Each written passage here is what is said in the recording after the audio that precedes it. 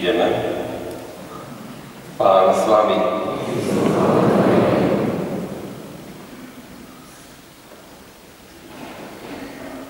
Vážení prítomní predstavitelia mesta, štátnej správy, milí baníci, od rádových robotníkov cez členov baníckych spolkov po predstaviteľov pánskych a vykurovacích spoločností, profesní i rodinní hostia, bratia a sestry z Prievidze. Aj keď sa už niekoľko storočí predtým v okolí Handlovej i Prievidze konali tzv. Kutacie práce, dôležitá hornina a hnedé uhlie sa tu objavilo až v roku 1784. Priemyselná ťažba začala na Hornej Nitre v roku 1909 a ukončená bola v roku 2023. Dôležitých 114 rokov ovplyvnilo život niekoľkých generácií a prinieslo nebývalý rozkvet nášmu mestu. Aby k nemu došlo, museli sa veci skúmať, musel prísť nápad, musel prísť dopyt po uhli, museli prísť ľudia, ktorí veci naplánovali, prepočítali, projektovali, financovali a potom tí, ktorí pod zemou ťažili. Na všetko toto ma upozornilo dnešné prvé biblické čítanie z knihy Múdrosti. Mimo iného v ňom budeme počuť. Nesmelé sú totiž myšlienky smrteľníkov a naše plány neisté. My ťažko chápeme veci na zemi. S námahou nájdeme, čo je na dosah. Kto by teda vyskúmal, čo je na nebi?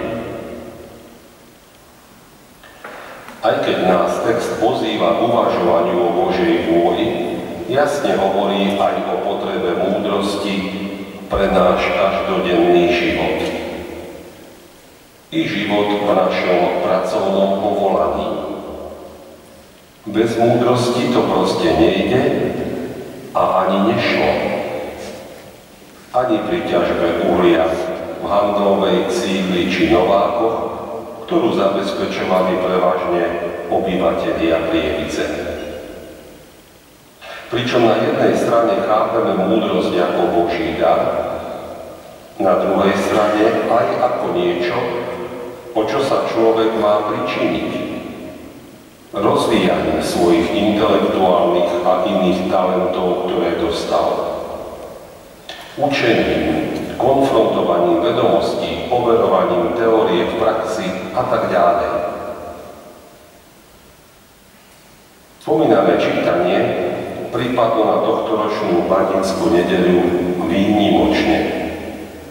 Väčšinou počúvame iné texty. Mňa osobne oslovilo v tom zmysle, že by sme mohli tohto roku pri svätej omši za živých i zosnulých baníkov myslieť najmä na tých, ktorí sa o baníctvo na Hornej Nitre pričinili prácou svojho rozumu, svojou múdrosťou. Keď si teraz, ako zvyčajne v úvode bohoslužby, budeme spýtovať svedomie, skúsme sa zamyslieť aj nad týmito otázkami. Využil som svoj talent na rozvoj svojho myslenia a pre pracovné dobro iných. Vnímal som svoju schopnosť pochopiť veci ako dar múdrosti od Boha. Ďakoval som za schopnosť porozumieť matematike, fyzike, mechanike, chémii, statike a tak ďalej. A na druhej strane sú tu aj tieto otázky. Uvedomoval som si potrebu ľudí, ktorí moju fyzickú prácu v bani zabezpečujú svojim rozumom. Ďakoval som za nich. Používal som svoju robotnícku múdrosť pre zlepšenie práce svojich kolegov. Vedel som sa podeliť o svoju skúsenosť, alebo som si ju nechal len pre seba.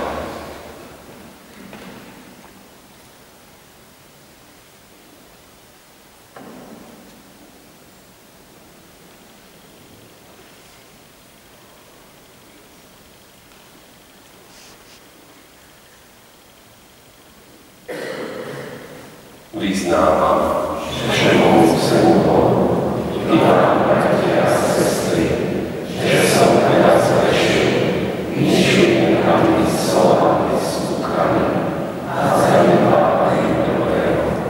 Moja vina, moja preveľká vina. Preto prosím blahoslavenú Máriu vždy Pannu, všetkých anielov a svätých i vás, modlite sa za mňa, Pánu náš. Nech sa nad nami zmiluje všemohúci Boh, nech nám hriechy odpustí a privedie nás do večného života. Amen.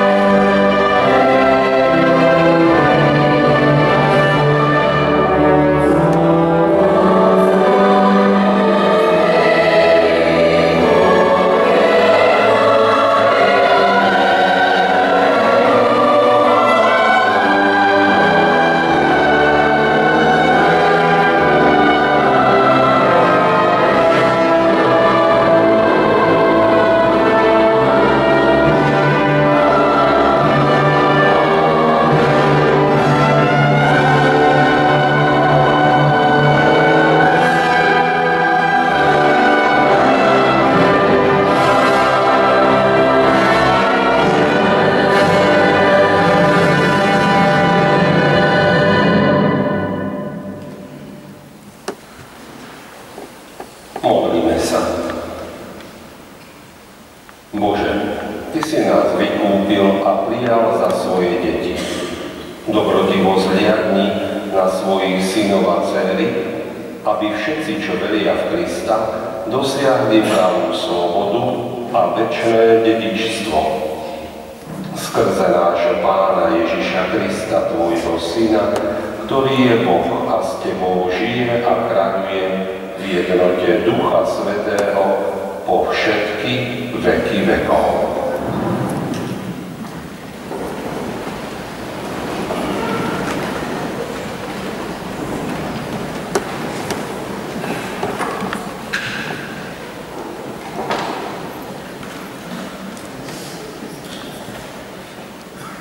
Čítajte z knihy múdrosti.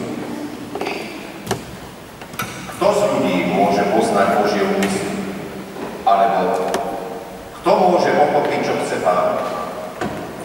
Nesmelé sú totiž myšlienky smrteľníkov a naše plány neisté. Lebo dušu zaťažuje krehké telo a pozemský príbytok ťaží myseľ mnohými starostiami. My ťažko chápeme veci na zemi, s námahou nájdeme, čo je na dosah. Kto by teda vyskúmal, čo je na nebi? Kto by poznal tvoju vôľu, keby si mu ty nedal múdrosť a nezoslal z výšin svojho Ducha Svätého? Len tak sa vyrovnali cesty ľudí na zemi, len tak sa ľudia dozvedeli, čo sa páči tebe. Teda múdrosť ich zachránila. Počuli sme Božie slovo. Oh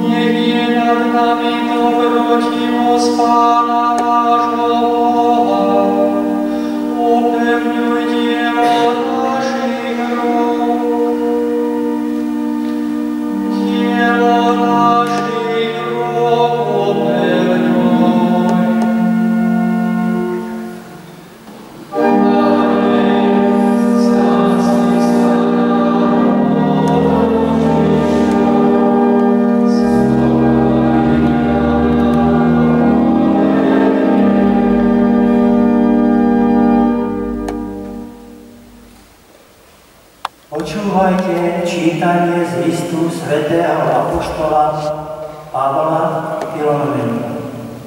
Milovaní, ja, Pavol, už starec a teraz aj väzeň Krista Ježiša. Prosím ťa za svojho syna Onezima, ktorého som splodil v pokovách. Poslal som ti ho naspäť. Jeho, to jest moje srdce. Chcel som si ho ponechať pri sebe, aby mi v okovách pre evanjelium slúžil na miesto teba. Ale nechcel som nič urobiť bez tvojho súhlasu, aby tvoj dobrý skutok nebol akoby vynútený, ale dobrovoľný. Veď azda preto odišiel na čas, aby si ho dostal navždy. Už nie ako otroka, ale oveľa viac ako otroka, ako milovaného brata, milého najmä mne, a čo viac tebe, i podľa tela aj Pánu. Ak ma teda pokladáš za druha, príjmi ho ako mňa samého. Počujme Božie slovo.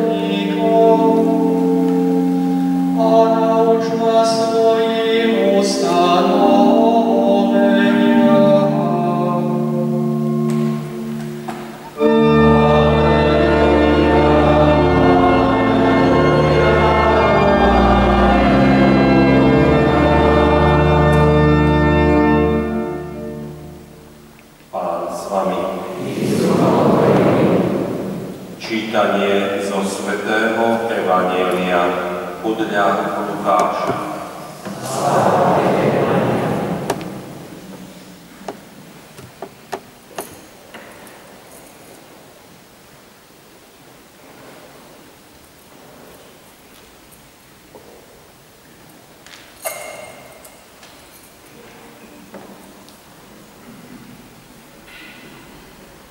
Ježišom vyšli veľké zástupy. Tu sa obrátil a povedal im: Ak niekto prichádza ku mne a nemá v nenávisti svojho otca, matku, ženu, deti, bratov, sestry, má aj svoj život, nemôže byť môjim učeníkom. A kto ide za mnou a nenesie svoj kríž, nemôže byť môjim učeníkom. Ak niekto z vás chce stavať väžu, či si najprv nesadne a neprepočíta náklad, či má na jej dokončenie, aby sa mu potom, keď položí základ a nebude ju môcť dostavať, nezačali všetci, čo to uvidia, posmievať. Tento človek začal stavať a nemohol dokončiť. Alebo keď sa kráľ chystá do boja s iným kráľom, či si najprv nesadne a neporozmýšľa, či sa môže s 10 000 postaviť proti tomu, ktorý ide proti nemu s 20 000. Ak nie, vyšle posolstvo, kým je tam ten ešte ďaleko, a prosí o podmienky mieru.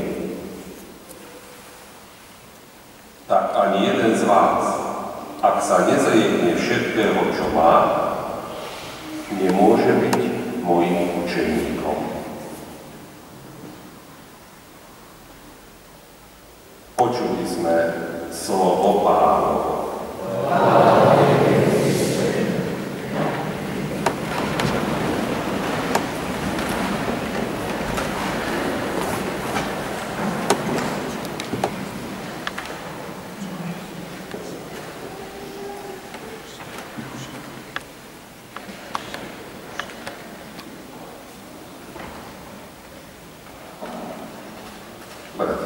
milí priatelia, nakoniec neviem, akú stravu si baníci nosili pod zem, keď fárali.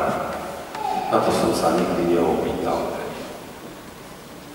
Viem, že na Podpoľaní a aj inde na Slovensku, keď chlapi išli ráno kosiť, považovali za výživnú a dôležitú stravu najmä halušky a chlieb so slaninou. Dnes sa však stravujeme inak. Svet dobila pizza, kebab, hot dog, zapekanka či hamburgery. Predpokladám, že ste už nejaký ten hamburger jedli, ale aspoň viete, ako vyzerá. Veľká žemľa, v ktorej je po väčšine mleté tepelne spracované mäso a na ňom množstvo príloh, sír, zelenina, kečup, horčica či dressing a tak ďalej. Práve tento pokrm mi prišiel na myseľ, keď som uvažoval o evanjeliu dnešnej nedele. Má totiž podobné zloženie. Náš Pán Ježiš Kristus nám ponúka duchovnú stravu o požiadavkách na svojich učeníkov v 4 vrstvách, pričom prvá a posledná, teda spodná a vrchná, sú podobné, priam identické. Začalo to upozornenie vlastne až dvomi, kto môže byť Ježišovým učeníkom. Ten, kto má iných nenávistí, alebo presnejšie v lepšom ponímaní textu, kto má k iným, aj k tým najbližším, menšiu lásku, než k nemu. To je žemľa, teda tá spodná časť. Potom Pán Ježiš vysvetlil, že je to ako so staviteľom veže, ktorý si veci prepočíta. Tak má robiť aj ten, kto chce byť jeho učeníkom. Musí vedieť, do čoho ide.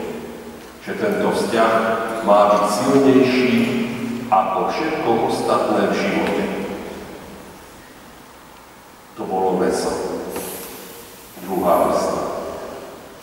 Aby sme ho lepšie pochopili, strávili, nasleduje príloha, druhý obraz.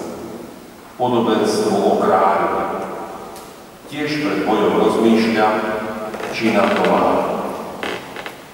Tak má robiť aj ten, kto chce byť Ježišovým učeníkom. Lebo nestačí nadšenie, pokryty, emócie.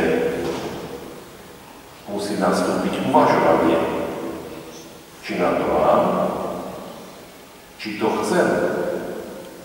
Takto bojovať, takto žiť. No a potom prišla druhá časť žemle. Ježiš robí záver. Tak ani jeden z vás, ak sa nezriekne všetkého, čo má, nemôže byť mojím učeníkom. O to silný kalendář. Silná a ťažko stráviteľná strava. Určite silnejšia ako kebab, ale aj halušky, slanina čistej. Mať nejakého učiteľa radšej než svojich najbližších, rodičov, partnera, detí. To si čo dovolil? A k tomu to zje. K tomu na to naletí. Nájde sa vôbec niekto taký. A odkiaľ berie tú drzosť, poprieť prirodzený poriadok a chcieť prvé miesto v živote človeka. Pri hľadaní odpovede na tieto otázky si musíme uvedomiť, že Ježiš ich nehovorí iba ako učiteľ, ani nie ako náboženský vodca, nejaký guru. On ich hovorí zo svojej prirodzenosti ako Boh a človek v jednej osobe. Lebo takéto niečo môže spravodlivo, férovo, rozumne žiadať iba Boh. Nám sú už tieto veci ľahšie stráviteľné ako jeho priamym poslucháčom, lebo vieme, že je Boží syn, Bohočlovek. A tiež stráviteľné, pretože nám ukázal takúto vrcholnú lásku, dal sa nám, o čom svedčí jeho kríž, jeho smrť za nás. A za lásku môže čakať odpoveď na lásku, odpoveď lásky. Ale je tu aj otázka, ako sa tieto slová dajú uskutočniť v praxi. Teda, ak chceme byť skutočnými Ježišovými učeníkmi, nie len návštevníkmi kresťanských bohoslúžieb. Odpoveď je relatívne jednoduchá, lebo odpoveď na podobnú požiadavku väčšina z nás už zažila. Je to totiž požiadavka lásky. A na to sme už možno aj viackrát v živote reagovali pozitívne. Napríklad na začiatku spoločného života v manželstve, kde ste zmenili miesto svojho bývania, svoje zvyky pri strave, ale aj pri trávení voľného času a podobne. A ako zmenilo váš život prvé dieťa. Zrazu bolo všetko iné, ako dovtedy. Ale napriek námahe a problémom ste to všetko robili radi. Veď ste ho ľúbili, ako aj všetky ďalšie, pričom každé bolo tak veľmi iné. Osobne som podobnú vec prežil pri starnutí svojich rodičov, najmä rok po otcovej smrti, keď som zobral mamu na faru, lebo nebola schopná žiť sama a bolo treba sa o ňu postarať. Všetko sa zmenilo. Priority od rána do večera určoval najslabší člán domácnosti, a to bola ona. Toto prispôsobenie znamenalo koniec väčšiny mojich aktivít. Padli výlety do prírody, kamarátske párty, ba aj množstvo vzťahov. Na prvom mieste bola ona. Samozrejme som to všetko nezvládol na 100%. Niekedy som šomral. Ale základné rozhodnutie stále platilo. A podobne by sme mali reagovať aj na Ježišovu požiadavku, aby sme s ním žili v plnom spoločenstve lásky, ako jeho učeníci. To znamená, že vzťah k nemu určuje všetko. Všetko. Počnúť s tým, že ráno pozdravíme prvého jeho a poďakujeme, že vôbec žijeme a mohli sme vstať do nového dňa. Cez prežívanie nedele, ktoré si nevieme predstaviť bez účasti na svätej omši a stretnutí s ním na svätom príjmaní. Samozrejme to ovplyvní náš slovník, naše trávenie voľného času, naše vzťahy, ba naše myslenie, naše poradie hodnôt, proste celý život.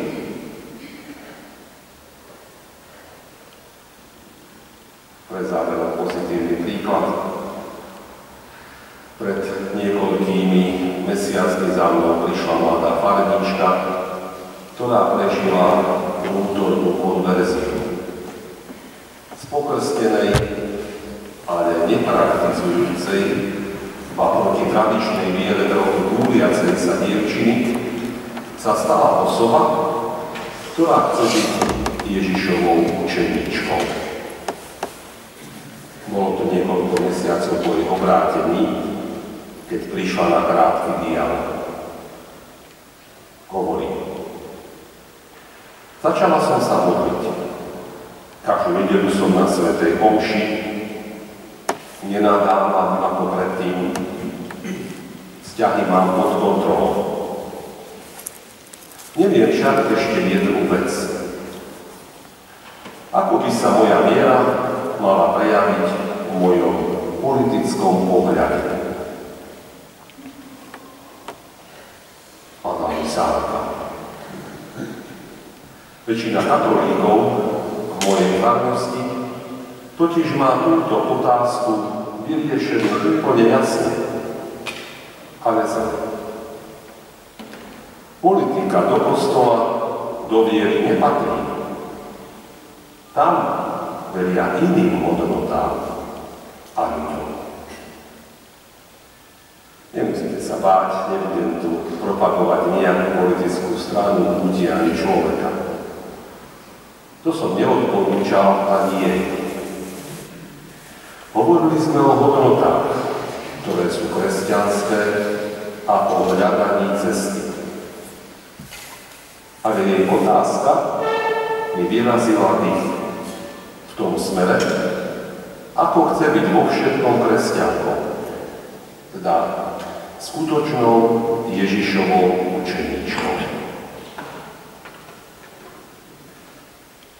Tak sme od Stravy nakoniec došli až k politike. No chcel by som vás pozvať ešte trošku ďalej do mediálneho sveta. Isté slovenské rádio má totiž pravidelnú rubriku Vieme, čo vieme. Základnou myšlienkou je dôležitosť stravy pre naše zdravie celý život. Ten biologický. Duchovný život totiž ovplyvňuje iná strava. Som rád, že ste ju dnes so mnou zo stola Božieho slova prijali. A verím, že tento duchovný hamburger dá silu vašim dušiam, vášmu prežívaniu viery, aspoň tak, ako dali halušky a slanina silu baníkom pri práci pod zemou. Amen.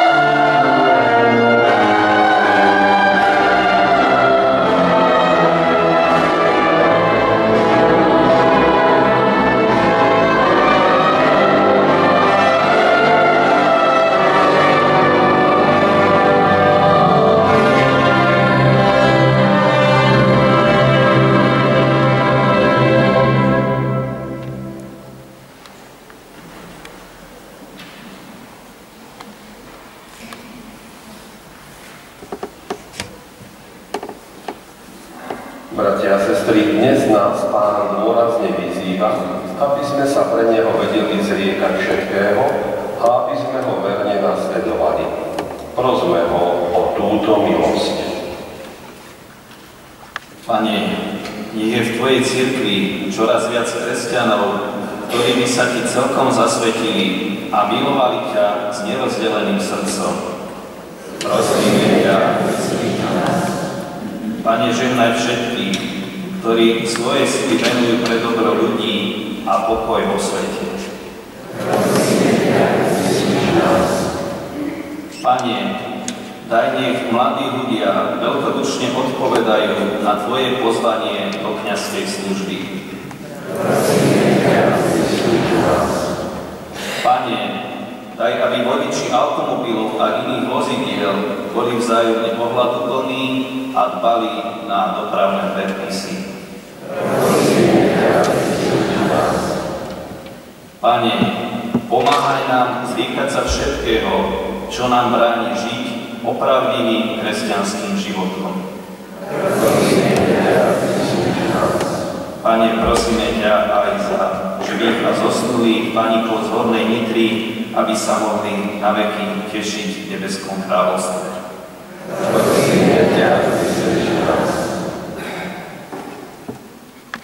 Pane Ježišu, vyslíš naše prosby a nauč nás chápať, že život človeka má nesmiernu cenu a že pre Teba máme byť schopní priniesť akúkoľvek obetu, lebo Ty žiješ a kráľuješ na veky vekov.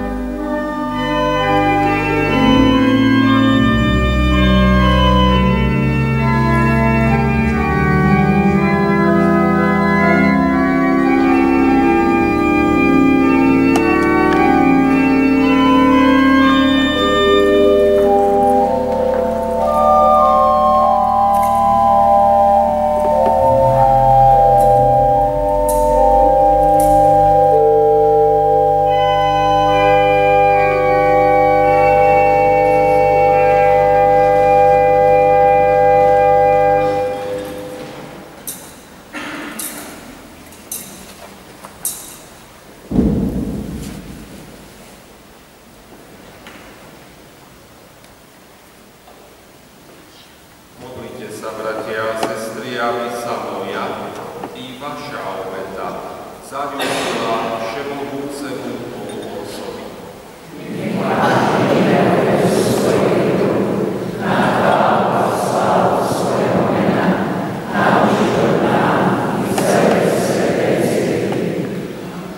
Bože, pôvod sa úprimnej nábožnosti a pokoja.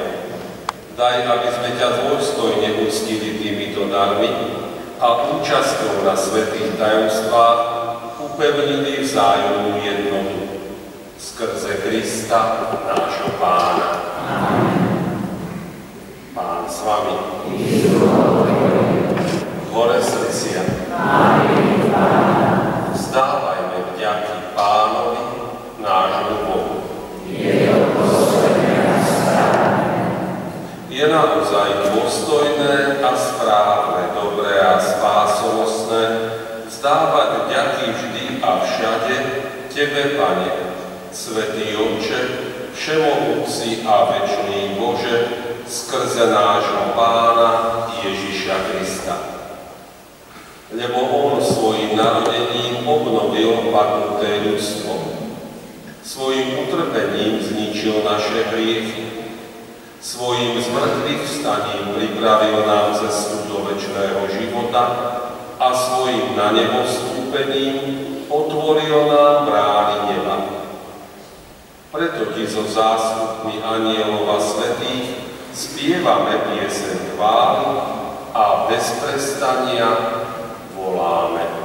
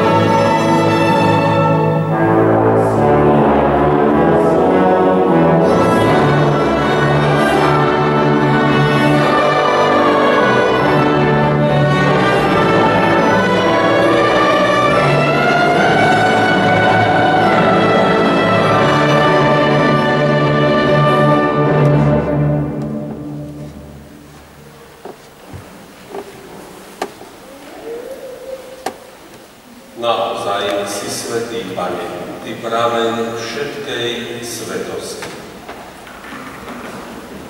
Preto ťa prosím,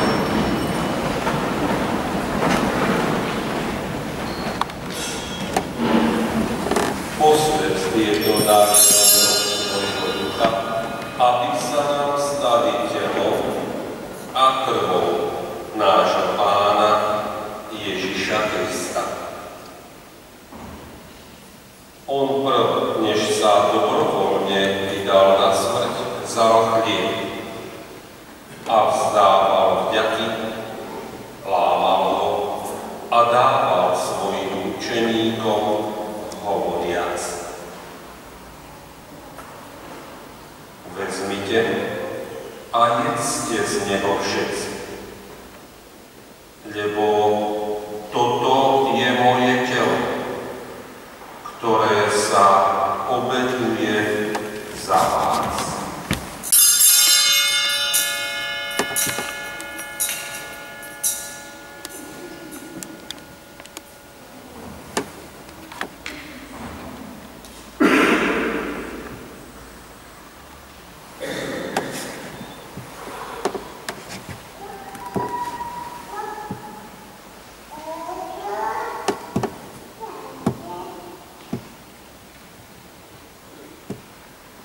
Podobne po večeri vzal aj kalich, znova vzdával vďaky a dal ho svojim učeníkom, hovoriac: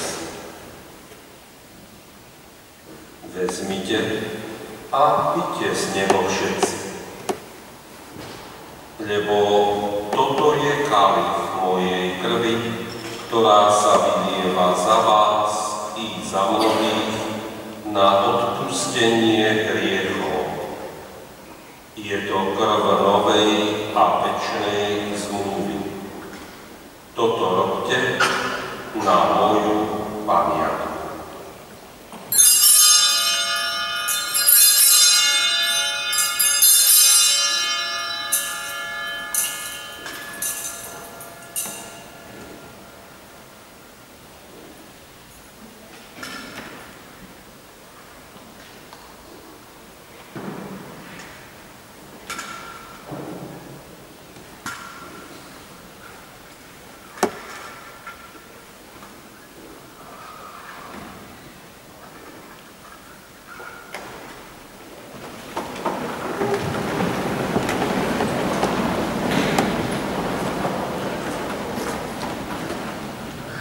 Tajomstvo viery.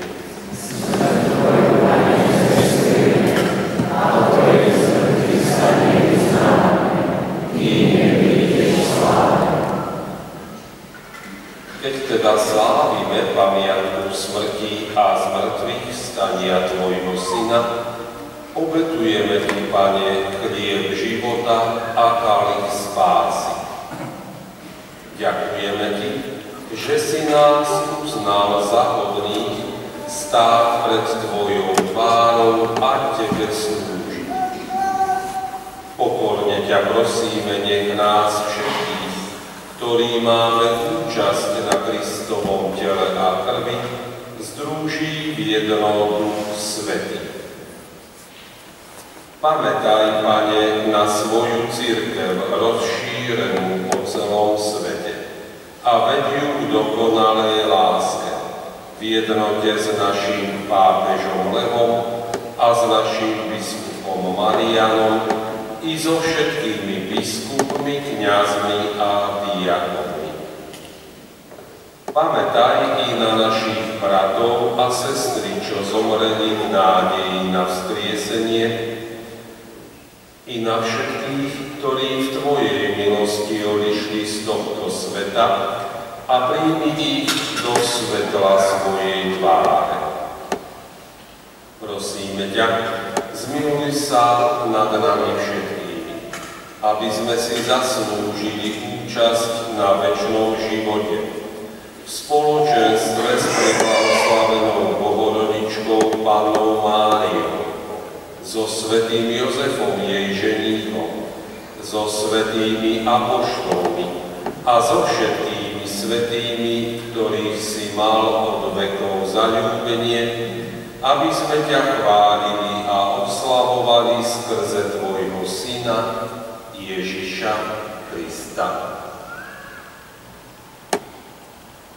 Skrze Krista, s Kristom a v Kristovi máš Ty, Bože Otče všemohúci, v jednote Ducha Svätého, všetkú úctu a slávu po všetky veky vekov.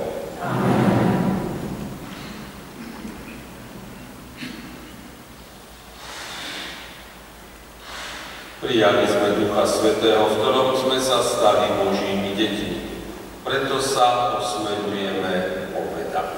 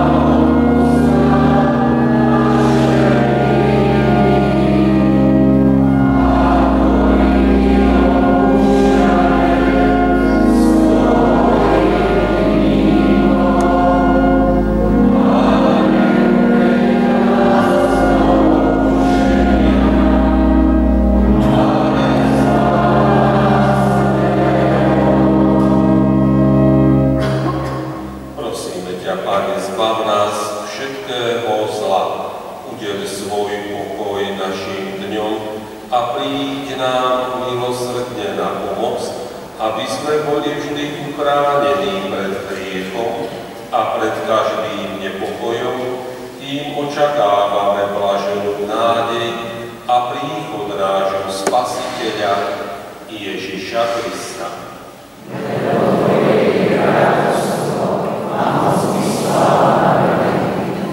Pane Ježišu Kriste, Ty si povedal svojim apoštolom: pokoj vám zanechávam, svoj pokoj vám dávam.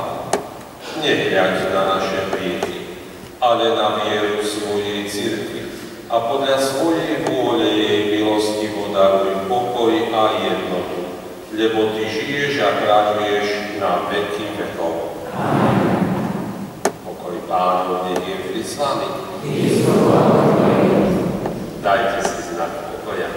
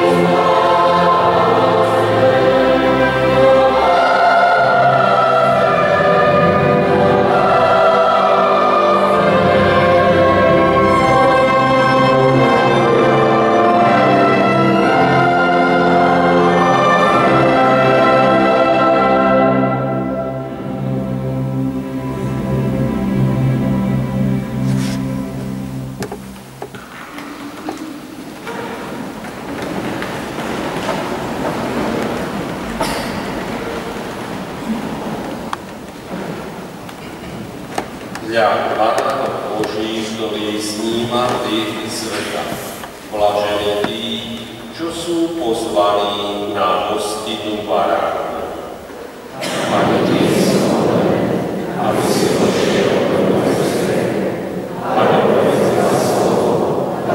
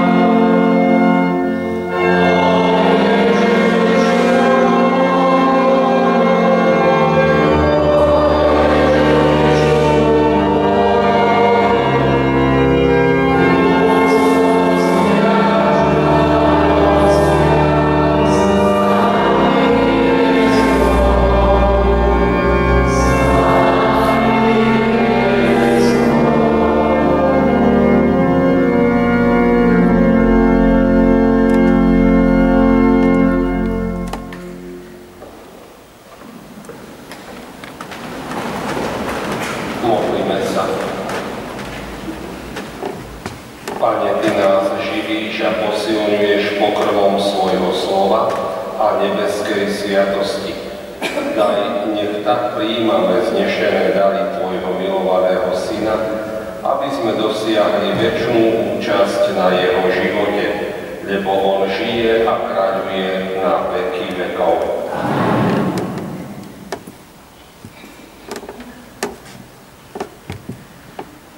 Vraj nič, teda myslím z tých oznamov, že všetko je na internete, že si to môžete pozrieť, teda aj úmysly svätých omší a ostatné, aj reklamu na Bartolomeja si môžete pozrieť najnovšie číslo.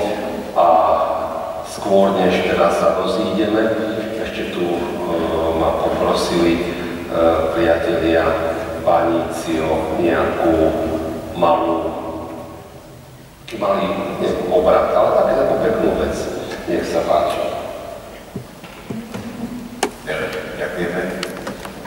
Vážená Cecília, dovoľujem ako zástupcovia Podnitrianskeho baníckeho spolku, aby sme aj my trochu málo prispeli k slávnostnému priebehu tejto krásnej baníckej omše v Prievidzi.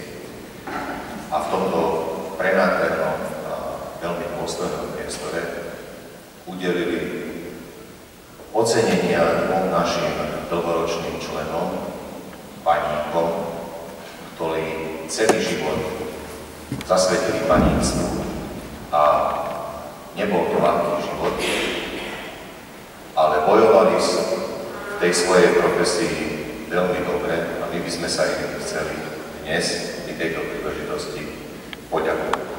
Preto prosím slávnu semestru primátorku mesta Prievidze Katarínu Tokáčkovú a slávneho semestra predsedu Hornonitranskeho baníckeho spolku Vladimíra Kulica, aby pristúpili k slávnostnému odovzdávaniu ocenení. Prosím slávneho semestra Ludovita Jančošeka, aby predstúpil a prevzal svoje ocenenie.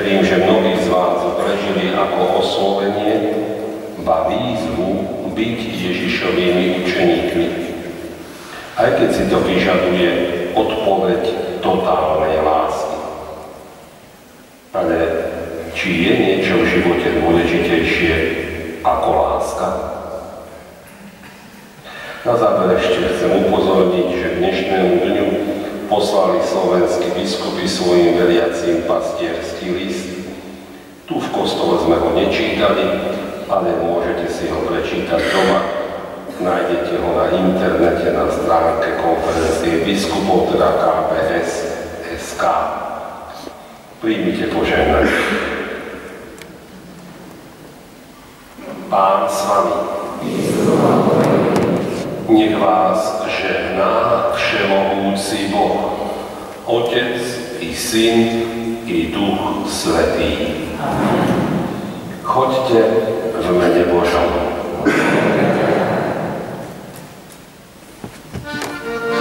Thank you.